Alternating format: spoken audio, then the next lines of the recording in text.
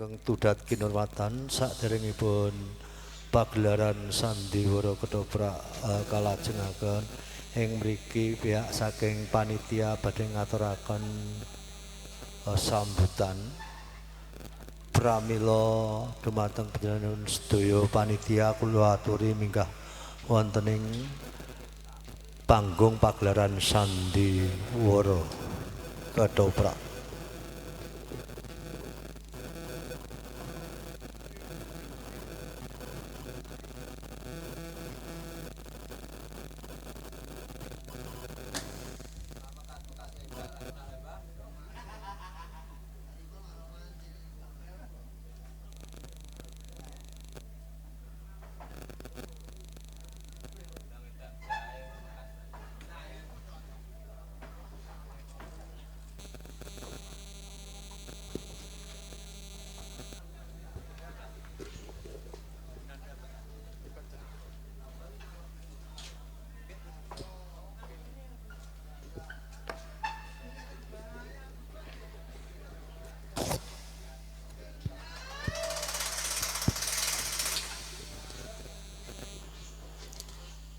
Bismillahirrahmanirrahim.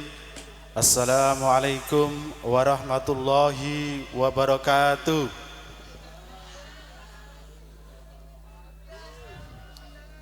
Alhamdulillahirabbil alamin wassalatu wassalamu ala asrofil anbiya'i wal mursalin sayyidina wa maulana Muhammadin wa ala alihi washabbihi ajma'in. Amma ba'du. Yang saya hormati Bapak Kepala Desa Tanjung beserta perangkatnya, yang kami hormati Ketua BPD beserta anggotanya, yang kami hormati Ketua RW 1 dan RT 1 sampai 8 serta Bapak Ibu para tokoh masyarakat, hadirin semuanya yang saya hormati. Pertama-tama marilah kita panjatkan puja dan puji syukur kehadirat Allah Subhanahu wa taala atas limpahan rahmat, taufik, hidayah serta inayahnya sehingga dapat hadir di acara rangkaian sedekah bumi Desa Tanjung, yaitu pagelaran seni ketoprak. Sebelum saya atur Pak Ketua yang pada Bapak RT, Bapak RW, mohon segera ke belakang panggung karena rangkaian acara biar cepat. Yang pertama, saya sebagai Ketua Panitia Sedekah Bumi Desa Tanjung khususnya RW 01, yang pertama ingin melaporkan sumbangan dari para donatur yang insya Allah untuk sampai dengan malam ini yaitu 59.580.000 rupiah. Kemudian pengeluaran yaitu 59.008.000 rupiah. Saldo 572.000 rupiah. Adapun rincian pemasukan dan pengeluaran akan kami sampaikan saat nanti rapat pembubaran panitia secara detail, nama-nama penyumbang dan jenis-jenis pengeluaran kepada Bapak Ketua RT RW. Sehingga untuk menyingkat waktu, saya mohon mengucapkan banyak terima kasih kepada semua pihak yang telah mendukung pelaksanaan sedekah bumi ini, khususnya bagi warga RW 01 dan warga Desa Tanjung pada keseluruhan maupun semua pihak yang mendukung acara ini. Kurang lebihnya mohon maaf. Wassalamualaikum warahmatullahi wabarakatuh.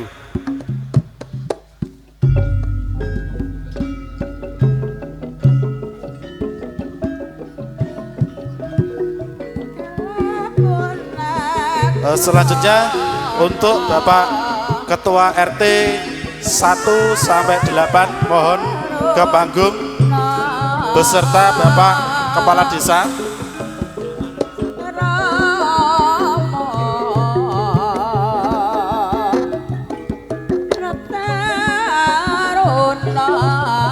Sekaligus kami mohon kepada Bapak Babinsa dan Babin Kaptipmas juga ikut naik ke panggung.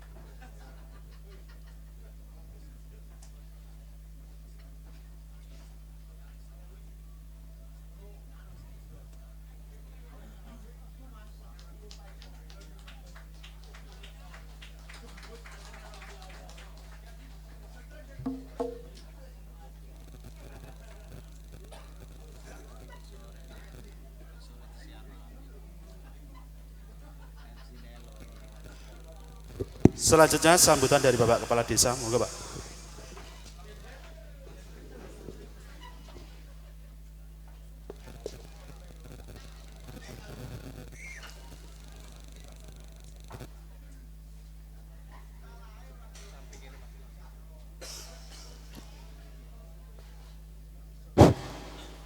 Assalamualaikum warahmatullahi wabarakatuh. Alhamdulillah wa syukurillah la haula wala quwata illa billah. Yang terhormat Bapak Babin Kamtimas Desa Tanjung, yang terhormat Bapak Babinsa Desa Tanjung, yang terhormat Bapak Ketua RW dan Bapak Ketua RT 01 sampai 08 yang berbahagia, serta semua para hadirin semuanya yang saya hormati dan saya banggakan. Untuk pertama kalinya, marilah kita mengucapkan rasa syukur kita kehadirat Allah Subhanahu wa taala karena atas limpahan rahmat diri beliau sehingga di sore hari ini kita semuanya dapat berkumpul di lokasi perempatan Tanjung Barat dalam keadaan sehat walafiat dan bahagia. Yang kedua, salam dan sholawat kita aturkan kepada junjungan kita Nabi Agung Muhammad SAW yang sangat-sangat kita harapkan syafaatnya besok di hari kiamat. Selanjutnya, saya sangatlah mengucapkan terima kasih kepada warga Desa Tanjung dan para hadirin semuanya. Di malam hari ini kita berbahagia, bersenang-senang dalam rangka menyemarakkan sedekah bumi Desa Tanjung. dengan menghadirkan sandiwara ketoprak Mustiko budaya dari Desa Tempuran, Kecamatan Kota Blora. Di malam hari ini dengan cerita Minak Jinggo di KO Damar Wulan. Nah, dengan adanya cerita Minak Jinggo di KO Damar Wulan, saya terkenang akan ajaran guru saya pada waktu saya kelas 6 dengan tembang sinom Damar Wulan nantang Minak Jinggo. Meskipun garingan akan saya tembangno.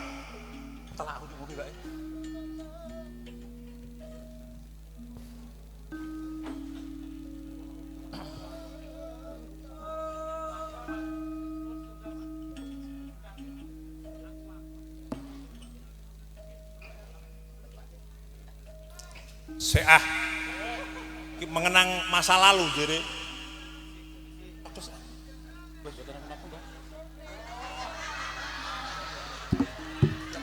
Quran tuwa jadi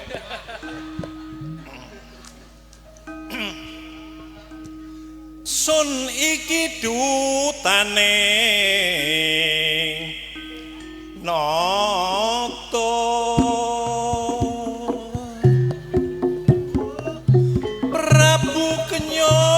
mojo bae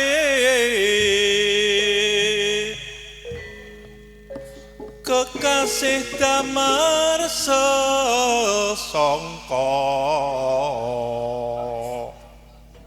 atmo mantu niki patih magang anyar awak mami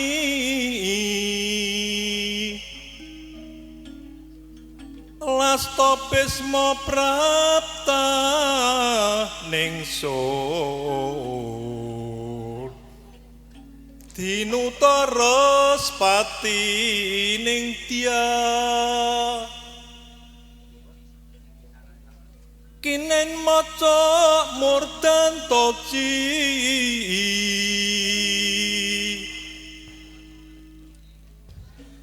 wis nuto Minak Jinggo ingsun bondo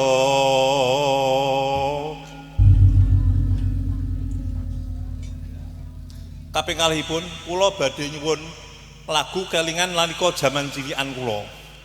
Jaman cilikan kula rumiyin cogi wonten ketoprak utawi wayang niku milai mawi gending nate kula nyuwun nek slendro mboten saged menawi pelok saged gending pun ngeten menawi badhe mulai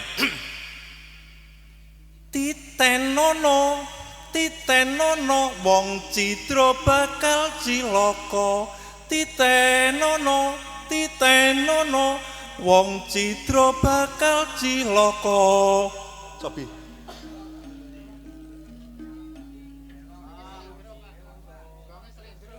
Lon oh niki slendro niki oh mboten wonten peloke nggih oh nggih sampun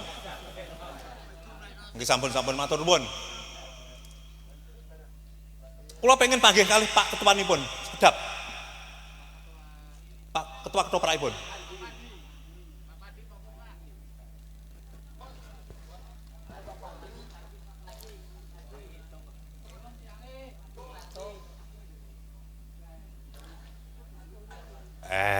jongono ah numpak dokar mudhun mengulon wong sabar bakal kelakon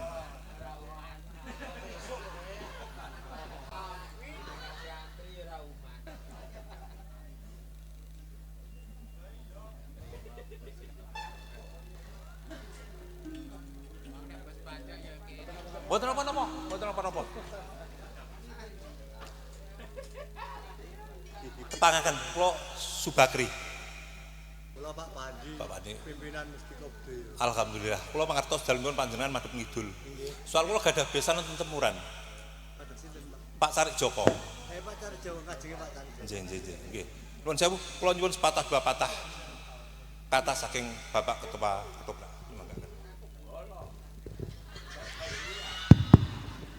Assalamualaikum warahmatullahi wabarakatuh.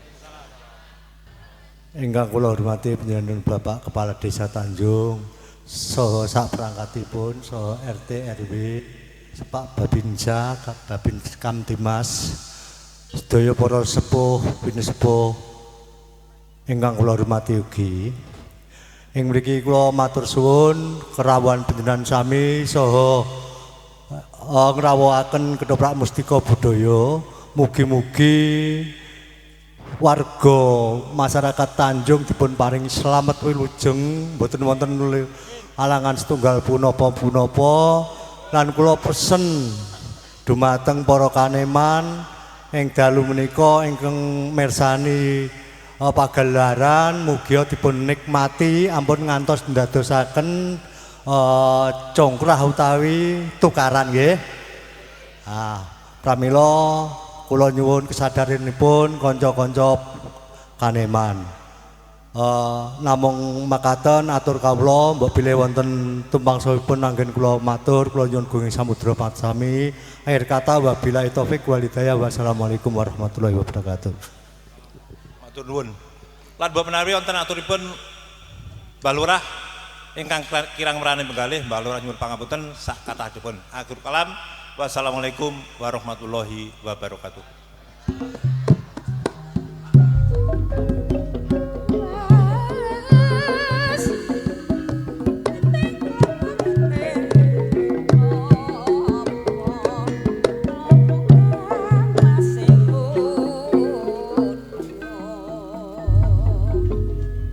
Bismillahirrahmanirrahim. Assalamualaikum warahmatullahi wabarakatuh.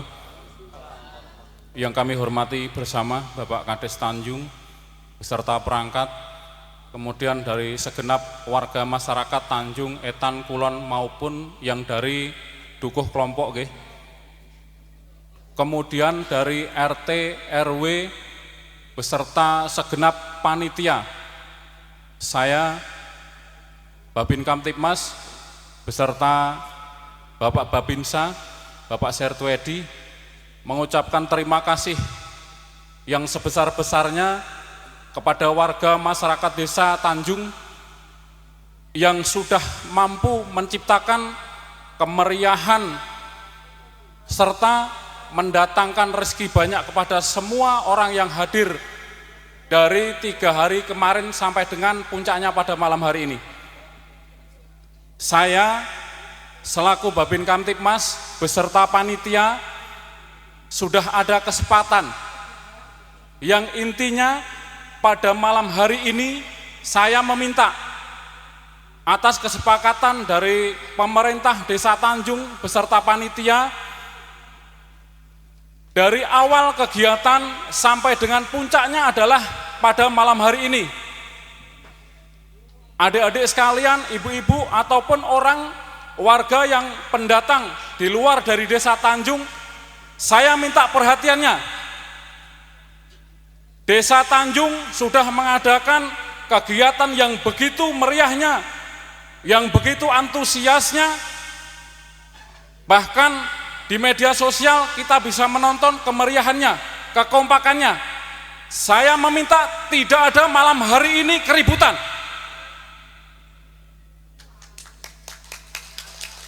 Bagi masyarakat pendatang ataupun panitia sendiri, jika kalian membuat kerusuhan ataupun membuat kerusakan di tempat sini, kami dari panitia, dari Kuramil, dari Polsek Gedung Tuban, kalau kalian membuat rusuh, panitia maupun orang berserta kelompok kalian membuat rusuh ataupun rusak di wilayah sini, kami akan kami akan kompak untuk menangkap jenengan, untuk kami proses, untuk kami mintai pertanggungjawabannya.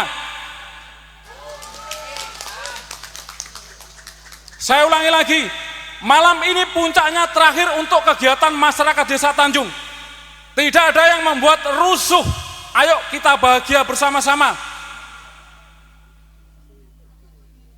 Yang terakhir, bismillah, mudah-mudahan warga Tanjung tetap menjadi Desa Tanjung. Ada yang kulon, ada yang etan, ada yang tengah berangkulon, tetap kompak ya. Tidak ada yang membedakan, tidak ada yang membuat perpecahan, dan tidak ada yang membuat isu dan macam-macamnya. Kita sama-sama orang, kita sama-sama menghargai kekompakannya. Kita hargai semuanya ini, kekompakan ini jerih pahitnya kita bersama. Termasuknya keamanan ini tidak bisa saya ciptakan, hanya saya yang hadir di sini. Seluruhnya yang hadir di sini harus siap bersama-sama menciptakan keamanan. Sanggup ke? Kemudian Bapak Ibu, adik-adik sekalian, jenengan yang parkir di luar sana, rumahnya yang ditinggal ataupun yang di sawah sana, monggo kalau misalnya disempatkan untuk waktu melihat ke rumah, sudah dikunci apa belum? Kemudian motornya ada yang diparkir di rumah apa tidak? Sudah pintu-pintu belakang semuanya dikontrol demi keamanannya. Itu saja nggih. Yang terakhir lagi, hindari permasalahan, hindari permusuhan di sini. Kalian yang membuat masalah, kami panitia dan segenap warga masyarakat Desa Tanjung akan kami tangkap jenengan kalau memang membuat rusuh situasi untuk yang malam terakhir kita untuk bergembira di Desa Tanjung sini. Sepakat ke? Itu saja. Saya Bapak Babin Kamtibmas, Bapak Edi selaku Babinsa, jika dari awal kegiatan sampai dengan akhir banyak salah, mohon dimaafkan yang sebesar-besarnya. Demikian, terima kasih. Assalamualaikum warahmatullahi wabarakatuh.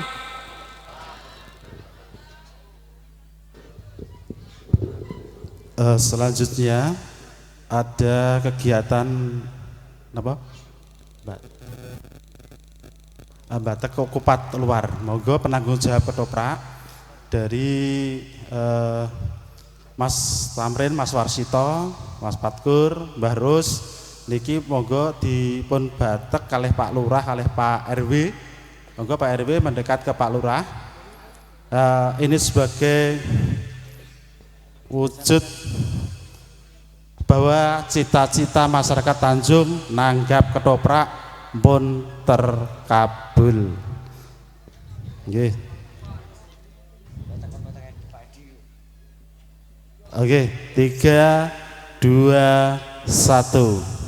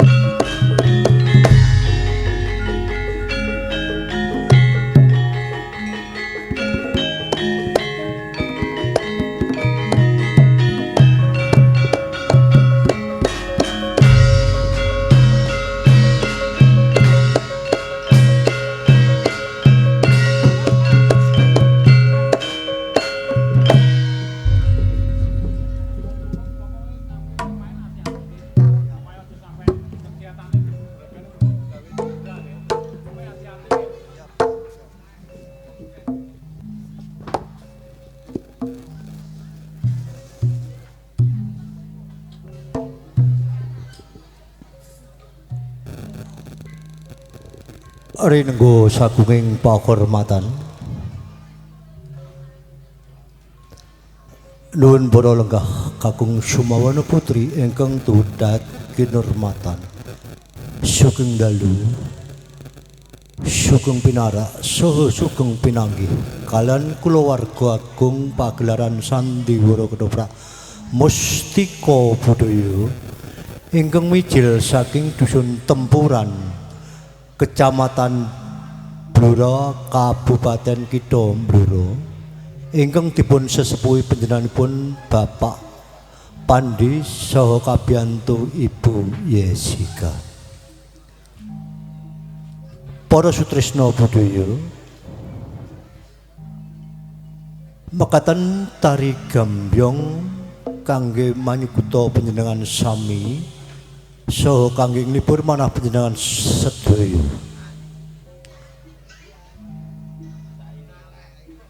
Dene ing dalu menika Sandiwara Ketoprak Mustika Budaya minangkani pamundutanipun panitia ing dalu menika arsa mbeberaken cariyos Geger Majapahit serial Menak Jingga Mbalila. Ing mriki kula badhe ngaturaken paraga-paraga ingkang badhe ngayahi kewajiban ing dalu menika. Hadekan sepisan nggambaraken wonten ing Kabupaten Blambangan Menak Jingga ing dalu menika dipun asta panjenenganipun Bapak Badung dening Dayun katindakaken Bapak Karsan angkat buto katindakaken Bapak Kabul angkut buto katindakaken Bapak Badi dening Waito kaparagakaken Ibu Murtiningsih puyengan katindakaken Ibu Wati.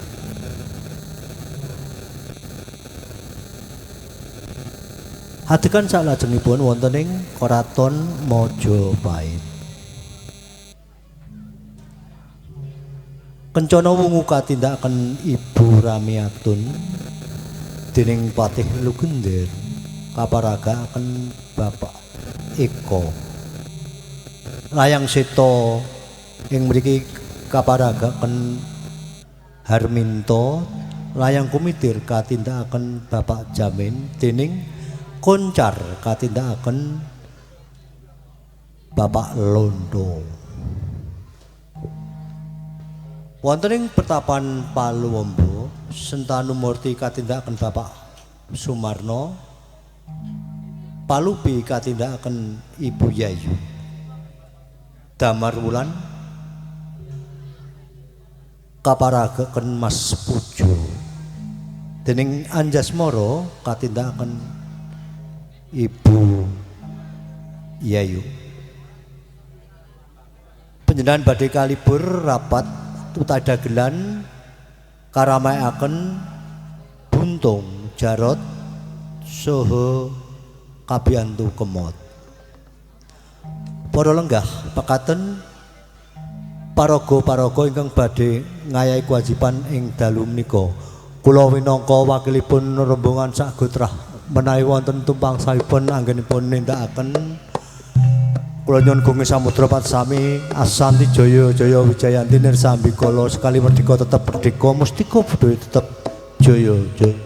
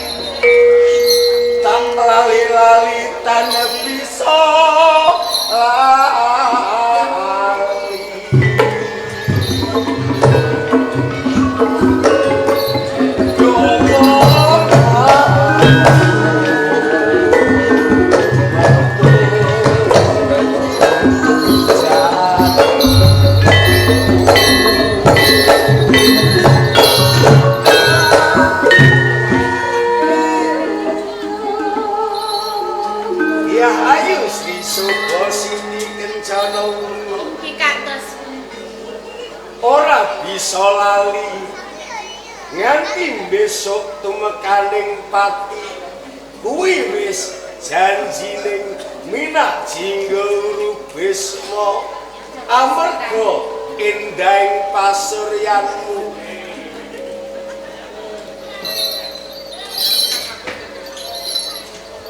Ayo yo yaji kencana garing jenata kula gambar mongso jalma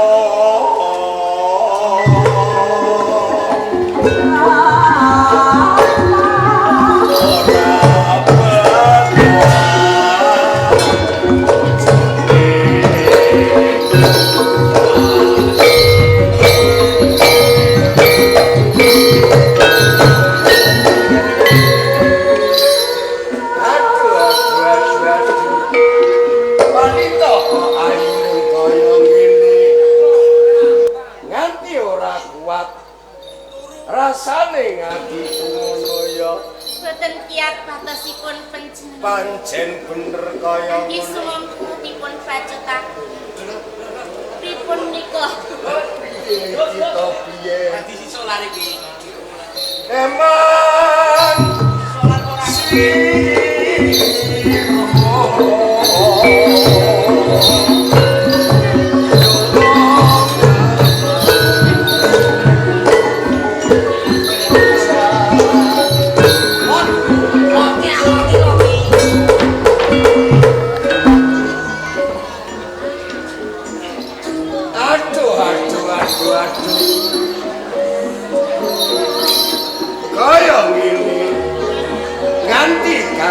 impi paribasaning aku ora bisa ngalekake kelawan jingen sira Kyai Sri Sobosi nuwun sewu lurae kula mboten Kyai Sobosi kula dayon Bapak Rektor Kiya welo kowe dayon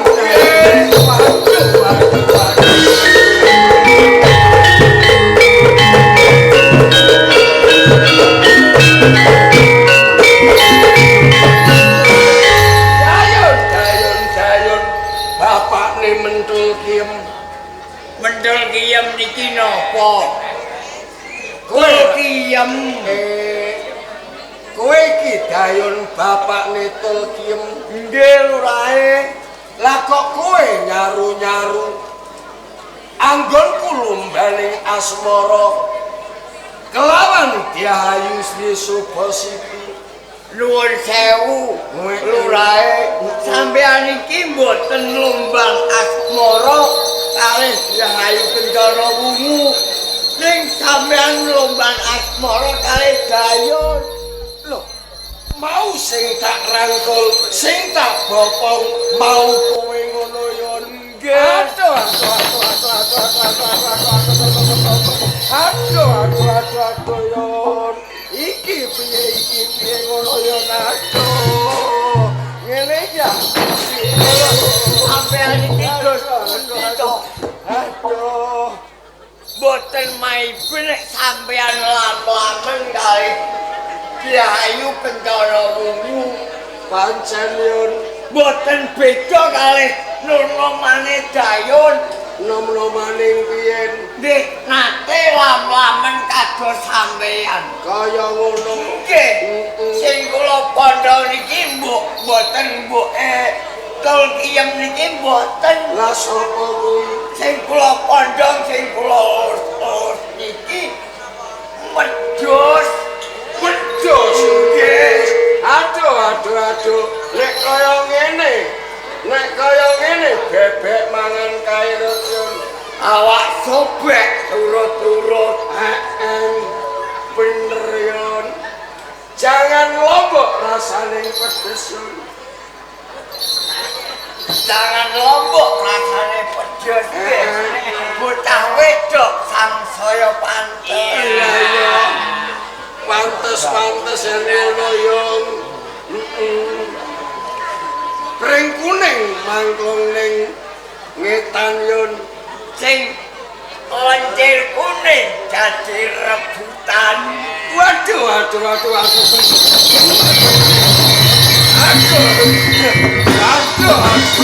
kok pinter sampeyan iki senengane parian. Nek jero lagi sepal. Aduh. Jangan lombok rasane. Lombok abang rasane profesional kali. Napa? Lombok abang rasane pedes. Pancen bener ya. Sing nganggo kelambi abang. Bokonge teles. Lah kok ngono ya aku. Sing nganggo kelambi abang sang saya pantes. Wah iya cocok nek kaya contone kados sampean. Aku lam-lamen karo Diayu Sri Sobo Siti godhong waru bolong-bolong ya. Rupane ayu moblon kleru lho. Rupane ayu bolong-bolong ya ayo ngono. Nang aku niku nek ora bolong ora ayu yon. Aduh yon. Piye iki piye kaya sampeyan nek seneng kalih Diayu Kencana Wungu nek dadi bojone sampeyan kula seneng. Kula mbek kok malah ngantuk.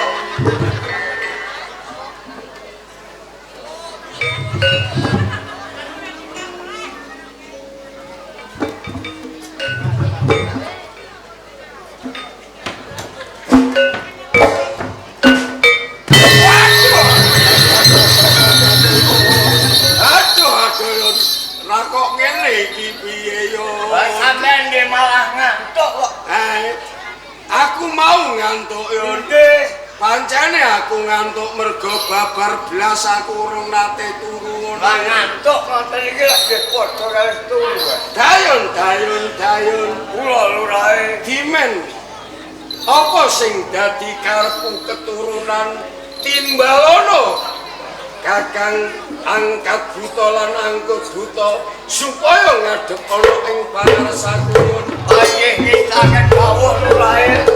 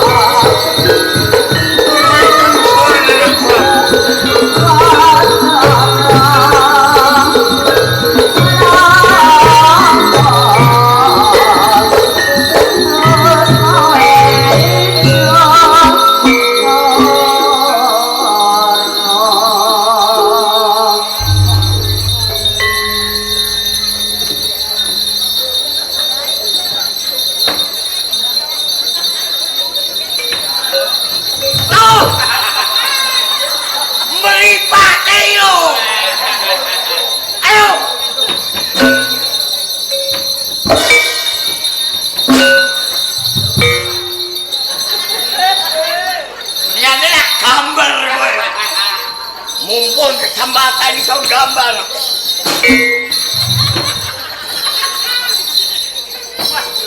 Kulo nek ngrasakno kudu.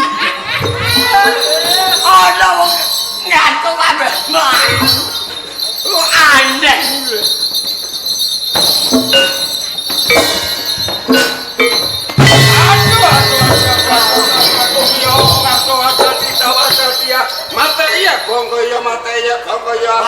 Sampeyan iki lho kok ngantuk ambek mlaku lagi tumuk minat jinggo mustika budaya iki. Mergo aku impen-impen ngoyo iki lho kok sampeyan ngendi-ngendi Rama angkat buta Rama ngendi sampun kok. Rama angkat buta Rama angkat buta Rama anak Prabu Wurubesana nggih kula anak Prabu. Ampun kaget wonten ing penggalian Rama. Panjenengan sun timbali marak ngabyantara wonten ing ngarasaning sun ngaten Rama. Leres panandika panjenengan anak Prabu Wurubesana. Kaget rosing batos kula. Sareng dayon nimbali dateng ingkang Rama parikedah ngadhep wonten nesa dalem. Anak Prabu Bisma lajeng tiyang sepuh kagungan lepat menapa anak Prabu? Jengandika mboten kagungan lepat tumraping minat jinggo Bisma Bupati wonten ing Lumbangan Ngaten Rama. Ananging sedaya kala wau mung badhe munjuk atur wonten ngersaning Rama angkat buta dalangkot buta waten. Anak Prabu Urbis Inggih menawi panjenengan dalem badhe dawuh dhateng tiyang sepuh. Monggo kula aturi paring dawuh. Kula sendika anayahi. Rama angkat buta Harus anak Angkerta Urbis. Inggih kula mung badhe dhawuh switaning akrama Rama. Panjenengan badhe ngersakaken dawuh Leres kados ngaten. lajeng wanita sinten ingkang panjenengan tresnani minangka lenggah minangka garwa Praneswari anak Prabu. Boten wonten sanes amung Dia Ayu Sri Supositi kencana ngurat wonten ing Majapahit Rama. Kanjeng Ratu Sri Supositi kencana nggih anak Prabu Urbis. Kula ngertos lampahan wonten ing Majapahit rikala semanten cetanipun anak Prabu Urbis minak jingga badhe nagih janji wonten ing Majapahit ngaten. Leres kados ngaten amarga gedhe labuting minak jingga Urbis tumraping kraton Majapahit. Gegering kraton Majapahit sing dika karo si Kebo Marjuwet sapa kang bisa ngendarat Kebo Marjuwet ora ana liya ya mung minak jingga. Mula saka kuwi aku bakal nagih marang janjine ngono. Nggih terus anak Prabu. Nek sampun panjenengan ngertos napa ingkang dados wekajengan kula dawuh kalih panjenengan monggo kersa munggah wonten ing kruton Majapahit lamar Dia Ayu Sri Supositi kencana ngaten Rama. Anak Prabu Urbis menawi sampun purna dawuh dalem anak Prabu. Kula mboten badhe swara ing dawuh kula badhe sendika nindakaken dawuh Rama buta Rama buta tiyang kekalih. Panjenengan enggak wonten ing kraton Majapahit kula aranti. namung pangestunipun anak Prabu Urbis ingkang dosa. Ati-ati yen ayu Anggo ayu dherekipun kakang. Muga-muga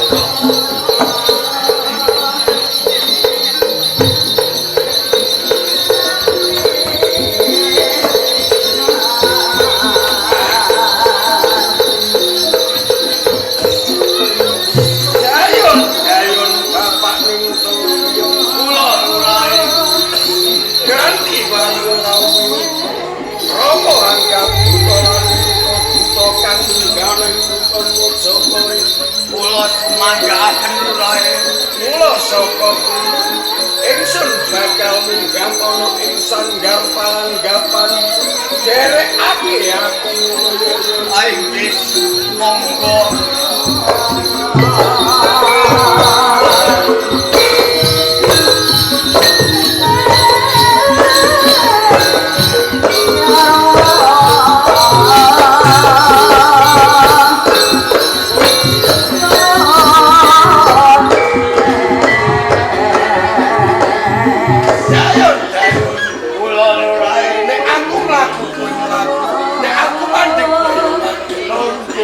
Ayo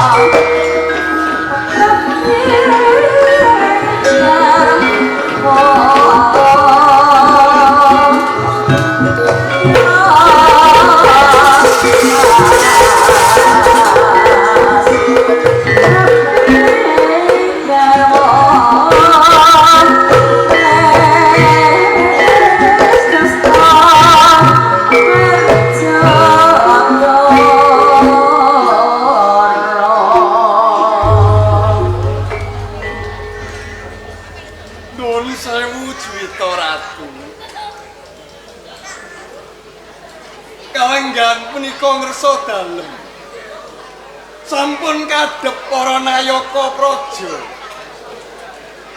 Katitik Witsana Pasewakan Agung. Wiwit enjang kala wau nggori kalenggan punika ngersa dalem dereng medhar pangandika. Tetela menika enten anak kula Layang Seta. Wonten anak kula Layang Kumitir. Wonten Adi Kuncar. Leres aturipun Kakang Patih Lugender Sang Juwita Ratu. Ing dinten punika sampun titiwaya pasiban wagung wonten ing Karaton Majapahit. Sampun kempal para saka guru mudhunipun para kawula dasih kenging punapa panjenengan tansah mendel boten medhar kawula kalih panjenengan dalem Sang Juwita Ratu. Ta Lir, coba matur ana ngersa dalem. Mbok menawa lejar penggalile ta. Leres Sang Juwita Ratu Yah Ayu Kencana. Kula Layang Seta ugi nderek ngabyantara wonten nisa panjenengan dalem. Monggo bedharaken sedaya menapa ingkang panjenengan penggalihaken. Pangapuntenipun Sang Juwita Ratu. Menika kembalipun sendal praja menika ingkang mapan wonten ing pendhapi agung. Boten wonten ingkang ngutangake karsa palengganipun. Langkung peniginipun monggo dadosaken pangantu-antunipun kabeh Sentapraja ingkang nderek siniwaka. Monggo enggal wedhar kemawon Sang Juwita Ratu. Menapa nuwun sewu abdi dalem lepat tumrap Juwita Ratu Kencana Wuni. Menawi mboten abdi dalem ing kepatihan. Menapa anak kula Seta Kumitir lepat. Menawi lepat nyadong buka ingkang kathah. Saha kapidana menapa mboten badhe swara Juwita Ratu. Jenengan iki mbok inggih nek badhe bener. Ajeng Mirsani langkung mawon sampeyan monggo. Oh.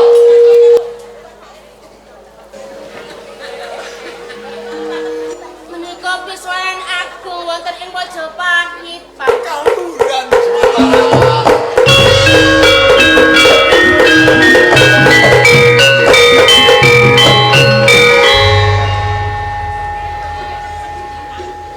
Kakang Patih Minak Kuncar. Dawuh sabda tinimbalan kula Sang Juwita Ratu. Panjenengan pamit. Dawuh dalem Juwita Ratu. Saderengipun ingsun nyuwun pangapunten.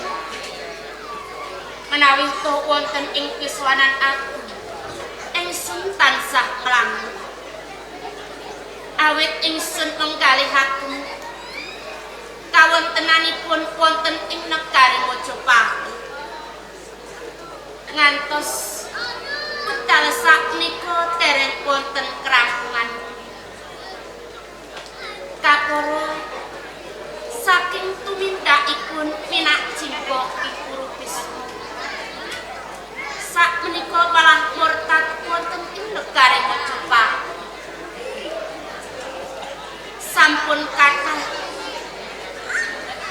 para sintananipun praja, para senopati ingkang sami gugur wonten ing rarangkon.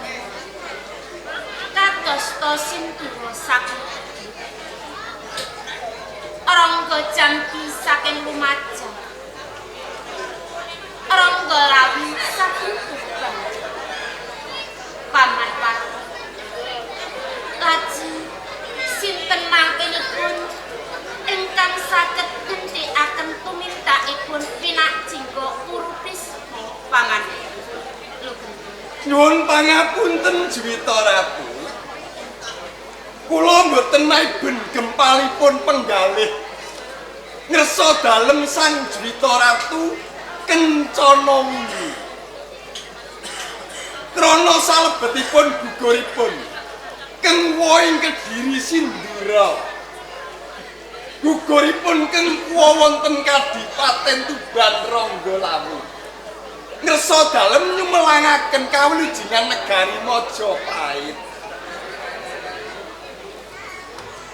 Sampun ngantos kesangetaken anggenipun kekesing penggalih krana Majapahit menika tasik wonten cagak towakipun keng jejeg wonten bebatengipun negari Majapahit keng tasik bapoh putra ing kepatihan anak kula lanang Seta kalih Kumitir menika Gatot kacanipun Majapahit antarjanipun Majapahit Jwita Ratu.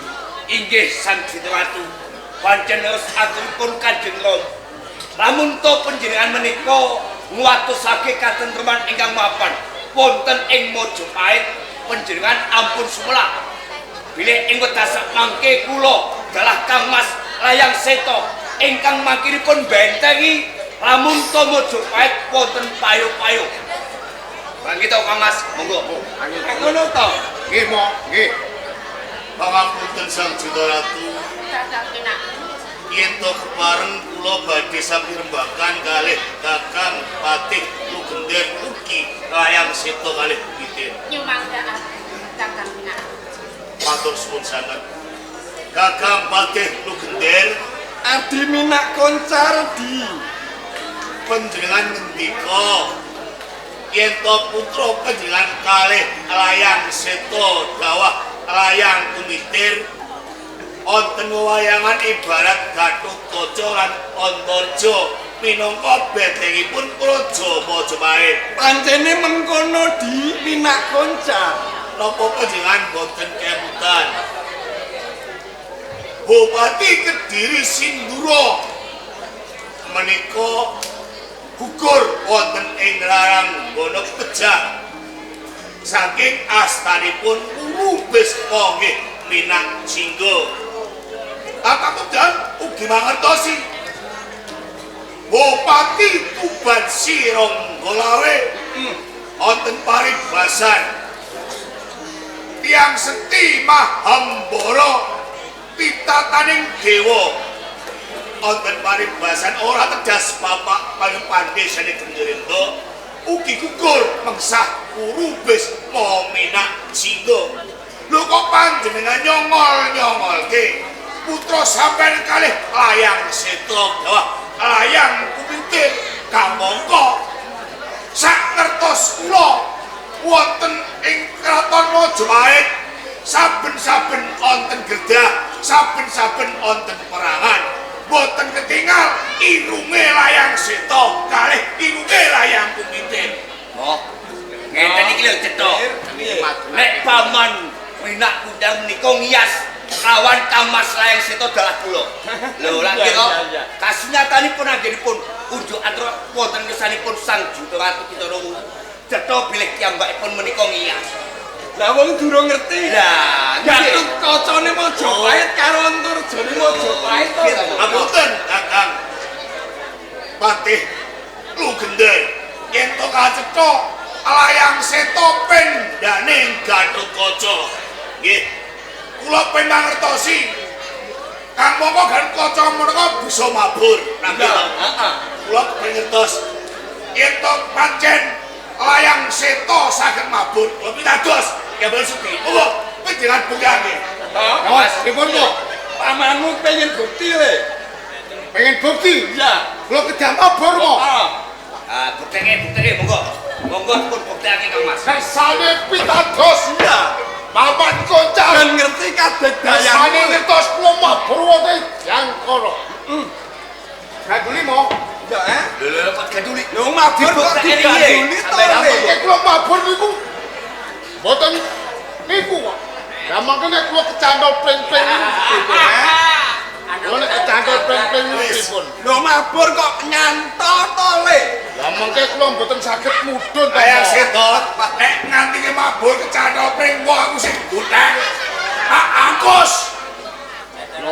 Ben sok pedhun Kula sing digotek niku mengke mbrodol kabeh Mlopo. Mas, lu sampean iki kan buktekke wani. Oh. Kula ajeng mabur mo. Ajeng kula buktake. Ya. Ning sirapipun mangke nek jebol pripun mo? Iya ya le. Sirap niki regane tren liuran. Ale bener. Yo mangke nek jebol pripun? pancen siapa emang mulai jebrol. Aku sing bakal tanggung jawab dandani. Wah, lah nek ngene iki Wes, ayo bukteke. Nek pancen kowe bisa mabur. Kowe iki lho iso tenan apa ora? Lah ngelmu nggih jajal-jajalan emo. Oh, alah. Ngelmu niku mboten usah dipamer-pamerno. Neng semake asmanipun kalian. Beda. Layang oh, adimu contoh kae. Layang kumite panjenengan ngepinginake. Bilih kadang kula Kang Mas Layang Seto ngatonake kegiatanipun saged dirgantara. Menika benten nek Kang Mas Layang Seto mboten saged ngatonake layang kumiter ingkang bukan layang kumiter pendane ana Torjo bisa ambles ana ing bumi sapi bisa ambles ana ing bumi sapi itu yen to kaya ngono buktike nek pancen iki bisa sampean pengen ngerti tenang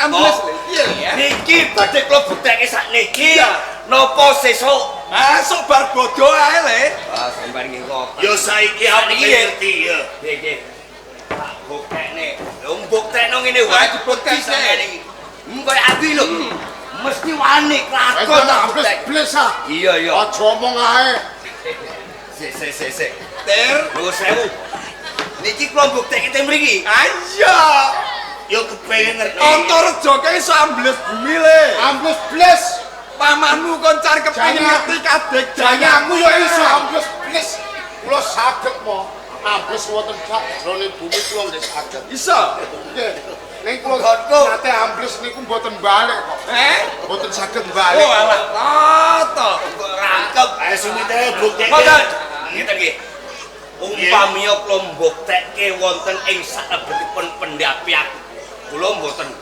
badhe nglampahi pergi napa dasaripun kramik do jebol mengko kabeh pira nggo dandane meneh ora usah dadak kuwatir yen to emang kene kramike jebol akeh sing do pecah kula picados aku sing bakal tanggung jawab kula picados bilih panjenengan menika ingkang dados ingkang tanggung jawab nanging kula purun mbuktekke lho wong sampean iki nggih pripun to lho mbuktekne iki lak ya umpama ana musuh lagi wae gunake kegiatan kula sampun kakang pinakun nyuwun pangapunten sang Cita Ratu nggih ingkang ingsun betahaken amun katentremanipun negari Mojopahit nggih boten sami cekah sedaya kawula wonten ing negari Mojopahit menggalihaken sinten malih ing saged netenaken negari kersa dalem boten sisa senelan Mojopahit sama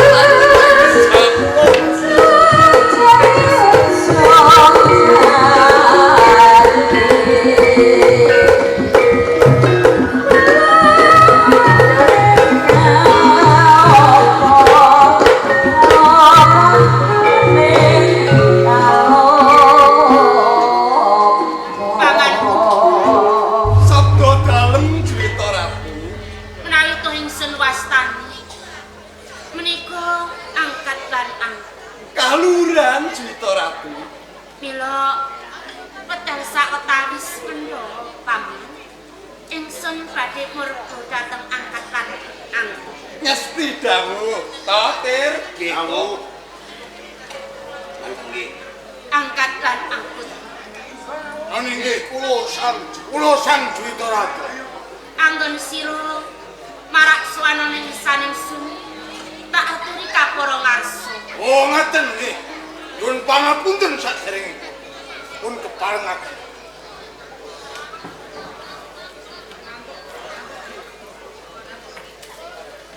akad nggih kula anggon ingsun mau ngepengin aku angkut itu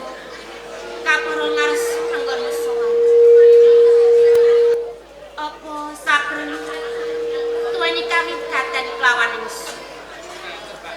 Sang Juwita Ratu saderengipun angkat buta matur ngersanipun Sang Juwita Ratu kula nyuwun pangapunten awit yen kula minggah pendhapi Majapahit boten tinimbalan wantun miyak sagunging sentana dalem wonten Majapahit.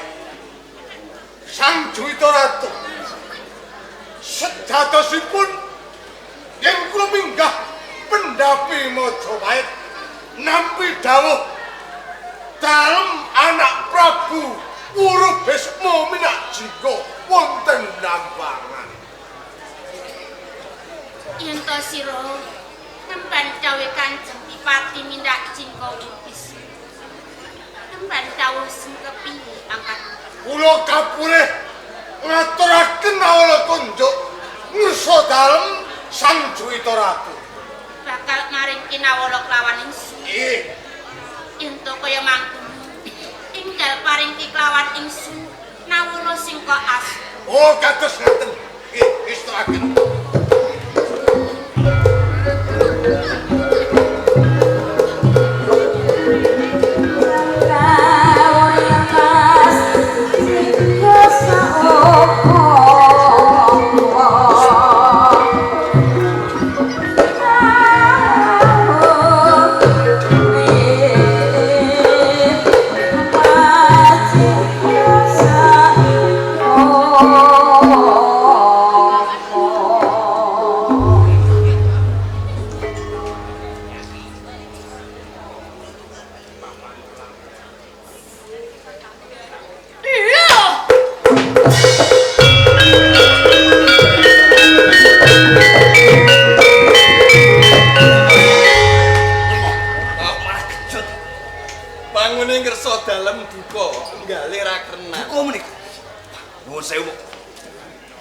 Menawi kemawon srana sasampunipun buka tujuanipun awala menika. Iya, monggo. Tak jukuke ya le ya. Hei, sampean iki. Yo sampean iki warangka dalem. Wong nomer loro ana ing Majapahit, wae jipuk layang wae kok koyo maling. Piye le? Kleru le sampean iki ngoten. Kowe meri ae dijukuk. Ngoten nggih. Jipuk layang yo. Sampeyan iki lah napa? Malah celanjaan.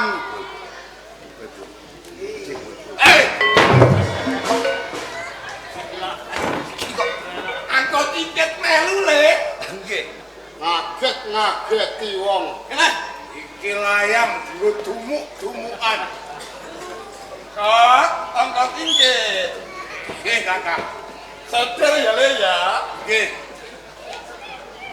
Hei.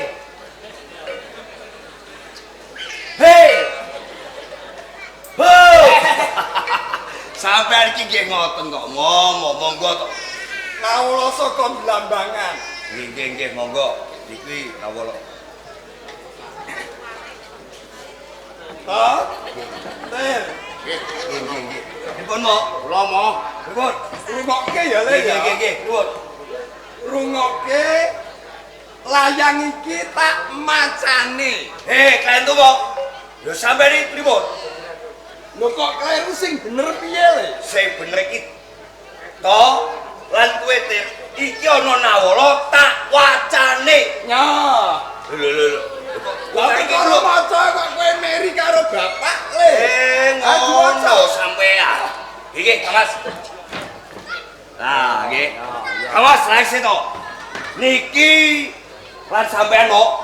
Niki ana nawala saka Blambangan. Tak macane mo nggih. Kleru. Apa mulai? Kleru le.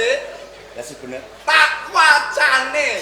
Bolak-balik sampean iki ngoten kok ngewohi wong. Lah nawala ya mbok yo ndak diwaca. Oh alah, le. Ora urunga bapak meneh. Pripun mo? Boten ketinggal. Kanca tingale bapak ning ndi, Mas? Wah, sampean iki nggih ngoten sok bener nek wonten pisuwanan aku. Tismaing jenengan iki mbok inggo dibeto. Iki mau tak titipke sinden kok, Le. Wah, sampean iki malah oyok-oyokan karo sinden ngoten iki. Monggo pripun, Pak? Napa tujuanipun Nawara? Sampeyan iku ngoten. Tujuanipun Nawara apa, Pak? Sampeyan pripun, Pak? Wong tuwa maca layang Ajeng Mas. Nawala kok ngantos berangkang sampean. Monggo.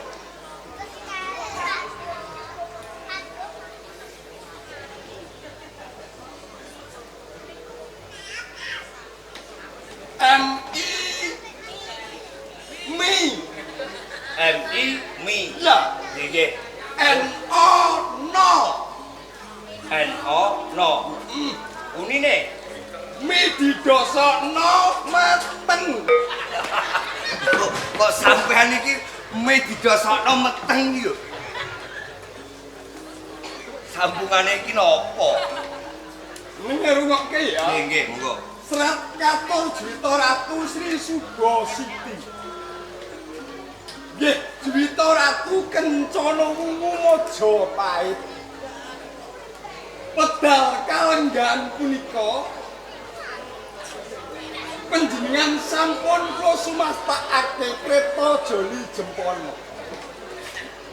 Kersa kula boyong wonten Blambangan atas nami kula Bupati Urugesna ya minak jiwa.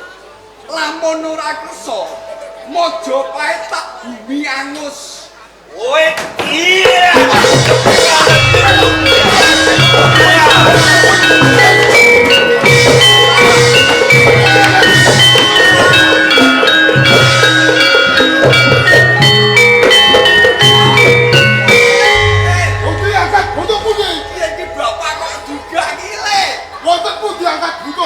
Angkat buta wonten pundi? Kae karo kakangmu.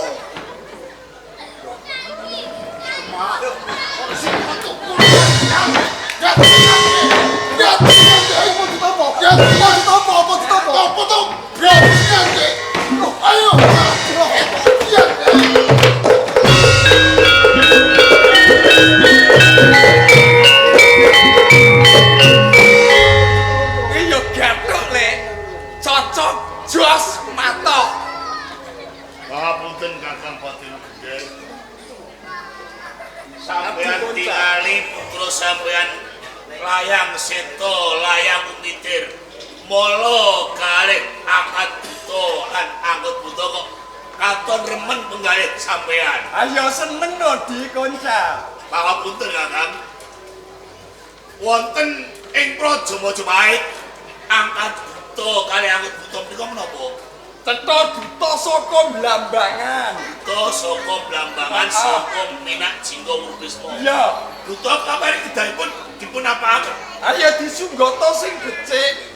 Nggih punapa boten dipasugata ingkang becik malah dipolo kalih putra sampeyan. Krana dutane kurang prayoga kok le. Oh, kados ngaten. Perkawasipun dutane menika boten prayoga. Iya. Ning menika utusan yen to mangke wonten murinaning Murubes Minak Jingga sampeyan tanggung jawab.